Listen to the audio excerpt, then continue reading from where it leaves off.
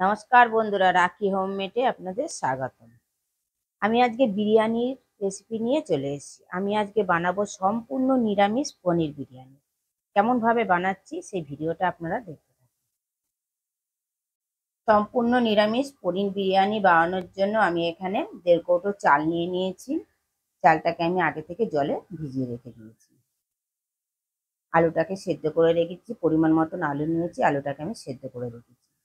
Capsicum আর গাজর কেটে নিয়েছি, পরিমাণ মতন কাঁচা লঙ্কা নিয়েছি, আদা কুচিয়ে নিয়েছি টেস্টের জন্য, একটা টমেটো নিয়ে নিয়েছি আর পনির নিয়েছি।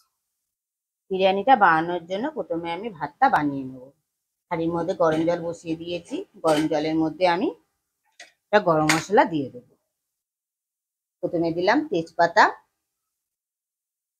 এলাচ, 4-5টা এলাচ, দারচিনি, লবঙ্গ 4-5টা আর জয়িত্রী, আর পরিমাণ মতো নুন।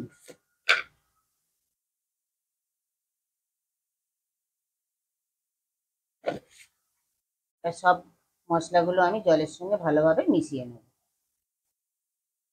আর আগে থেকে ভিজিয়ে রাখা চালটা আমি দিয়ে দেবো।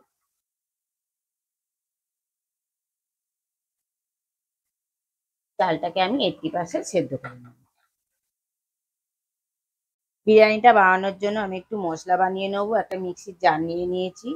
মিক্সির জারের মধ্যে আমি একটা টমেটো কেটে দিয়ে দিয়েছি, এটা আদা কেটে দিয়ে দিলাম, আর 2টো কাঁচা লঙ্কা দিলাম, 1 চামচ গোটা ধনে দিলাম, 1 চামচ জিরে দিলাম, পরিমাণ মতন জল দিলাম, দিয়ে আমি একটা মিহি পেস্ট বানিয়ে নেব। ভাতটাকে আমি 80% সেদ্ধ করে নিলাম। ভাতটা এরকম হবে। আমি ভাতটাকে নিয়ে ফ্যানটা গালিয়ে আমি ফিরে আসছি। পনিরটা একটু বড় বড় সাইজ করে আমি কেটে নেব। আর আপনারা যে যেরকম পছন্দ করবেন সেই সাইজে কেটে নেবেন।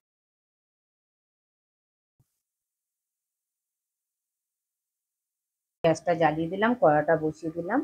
কড়াইতে আমি পরিমাণ মতন সাদা তেল দেবো আর 1 চামচ ঘি দেবো। প্রথমে আমি পনিরটাকে ভেজে নেব। ঘি আর সাদা তেলটা একসঙ্গে আমি মিশিয়ে নিলাম। এবার আমি পনিরগুলোকে দিয়ে অল্প পরিমাণ আমি হলুদ দেবো।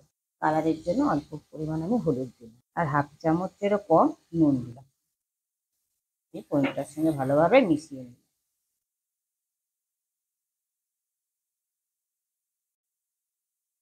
পনিরটা ভাজা হয়ে গেছে, আমি তুলে নিলাম। পনিরটা কিন্তু একটু ঠান্ডা জলের মধ্যে তুলতে হবে, তাহলে পনিরটা নরম থাকবে।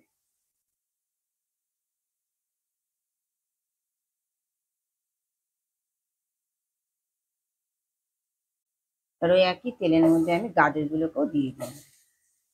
গাজরগুলোকেও আমি ভেজে নেব।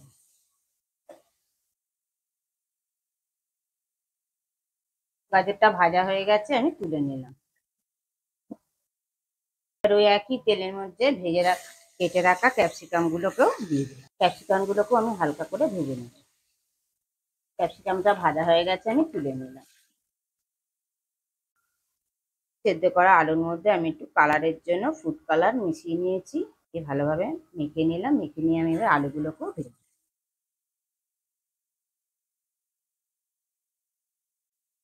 আলুটা ভাজা হয়ে গেছে, এবার আমি যে মশলাটা করে রেখে দিয়েছিলাম সেই মশলাটা এবার আমি দিয়ে দেবো। ফোড়নে দিলাম একটা তেজপাতা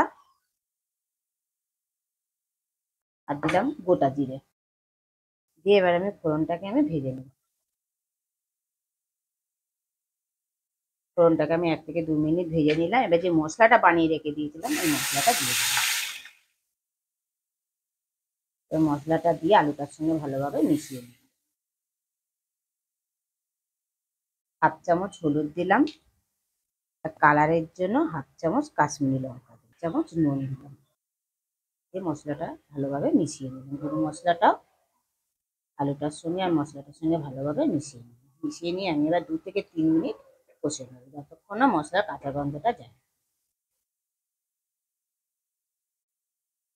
2 চামচ দুধ নিয়ে নিয়েছি। দুধের মধ্যে আমি কেশর ভিজিয়ে রাখলাম বিরিয়ানিতে দেওয়ার জন্য। 2 থেকে 3 মিনিট আমি ভালোভাবে কষে নিলাম মশলাটা। এবারে যে আমি সবজিগুলো ভেজে রেখে দিয়েছিলাম, গাজর, ক্যাপসিকাম, পনিরটা যে আমি জলের মধ্যে ভিজিয়ে রেখে দিয়েছিলাম, পনিরটা সব একসঙ্গে আমি দিয়ে দেবো। সবজিগুলো দিয়ে এবার মশলা যে বাটিটার মধ্যে আমি রেখে দিয়েছিলাম সেই বাটিটা দিয়ে আমি জল অ্যাড, আবারও আমি 2 থেকে 3 মিনিট ভালোভাবে কষে নেব। এবার মশলাগুলো এই সবজিগুলোর মধ্যে প্রবেশ করে।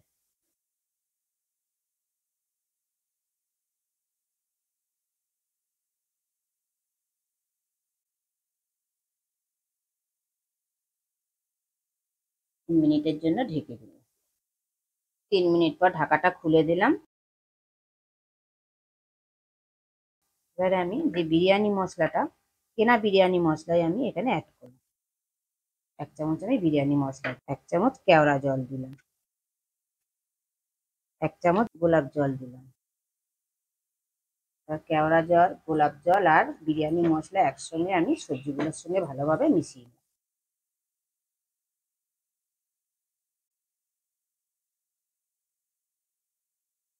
ভালোভাবে সব মিশিয়ে নিয়ে আমি এবারে 1 চামচ চিনি দিলাম ফ্লেভারের জন্য, আর 2টো কাঁচা লঙ্কা। চিনি আর কাঁচা লঙ্কাটা একসঙ্গে ভালোভাবে মিশিয়ে নিলাম।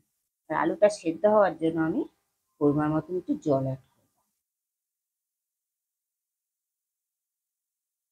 জলটা দিয়ে সবজিগুলোর সঙ্গে ভালোভাবে মিশিয়ে নিয়ে আমি 5 মিনিটের জন্য ঢেকে দিই। 5 মিনিট পর ঢাকাটা খুলে দিলাম। আলুগুলো সব চেক করে নিলাম। আলু, গাজর সমস্ত কিছু সেদ্ধ হয়ে গেছে। এবার আমি উপর দিয়ে সবজিগুলোকে সব তুলে নেব।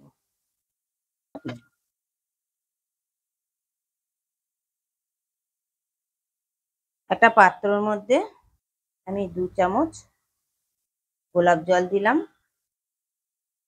2 চামচ কেওড়া জল নিলাম, 2 ফোঁটা আমি মিঠা আতর দিলাম। কেওড়া জল, গোলাপ জল আর মিঠা আতর আমি একসঙ্গে মিশিয়ে রাখলাম। যে কড়াটার মধ্যে দমে বসাবো সেই কড়াটার মধ্যে আমি একটু ঘি মাখিয়ে নিলাম। এবার কড়ার মধ্যে আমি 2 চামচ গ্রেভি দিয়ে দিলাম। গ্রেভিটা দিয়ে দিলে নিচে গ্রেভিটা থাকলে পোড়ার কোনো ভয় থাকে না। এবারে প্রথম লেয়ারটা আমি দিলাম। বিরিয়ানি মশলা দিলাম, মিঠা আতর, কেওড়া জল আর গোলাপ জল একসঙ্গে মিশিয়ে রেখেছিলাম 1 চামচ দিয়ে দিলাম। আমি সবজিগুলোকে দিয়ে দিলাম।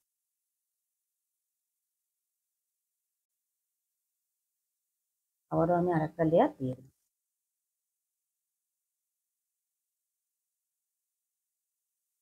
আবারও একটু বিরিয়ানি মশলা দিয়ে দিলাম। কেওড়া জল, গোলাপ জল আর মিঠা আতর একসঙ্গে আমি মিশিয়ে রেখেছিলাম সেটা দিয়ে।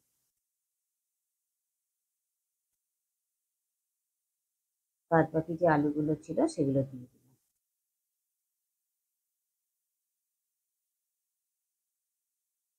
গাজর দিলাম।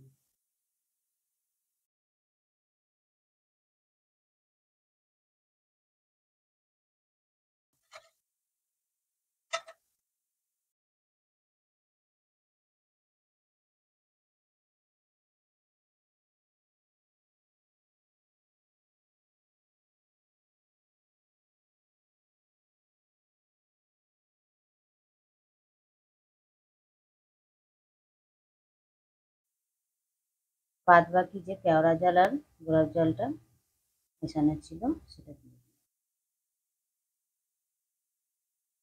দুধের মধ্যে আমি যে জাফরান মিশিয়ে রেখে দিয়েছিলাম সেটাও দিয়ে দিলাম। কেশর আর জাফরান মিশিয়ে রেখেছিলাম সেটা দিয়ে দিলাম।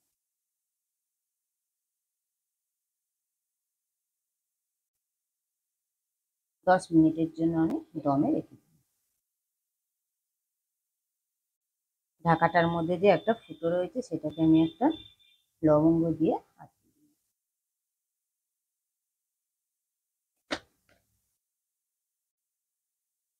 10 মিনিট পর ফিরে এলাম।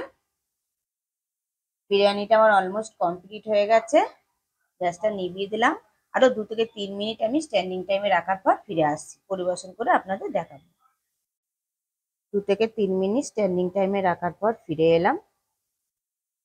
পনির বিরিয়ানিটা আমার পরিবেশনের জন্য কমপ্লিট। দেখুন বন্ধুরা, দেখতে কতটা লোভনীয় হয়েছে, খেতে কতটা সুস্বাদু হবে। নিরামিষের দিনে আপনারা অনায়াসে এরকম বিরিয়ানি আপনারা বানিয়ে ঘরে ট্রাই করতে পারেন, করে আমাকে কমেন্টে জানাবেন কেমন। দেখুন বন্ধুরা, কত সুন্দর ঝরঝরে হয়েছে। আমি যেরকম ভাবে বানালাম ঠিক আপনারা সেরকম ভাবে ঘরে ট্রাই করবেন।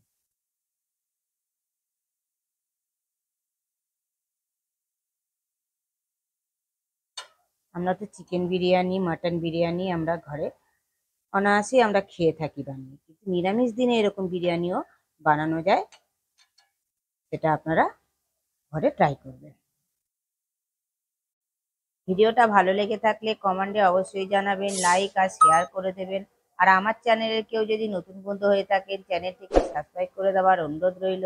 পাশে বেল আইকনটা প্রেস করে দেবেন নতুন নতুন ভিডিও দেখার।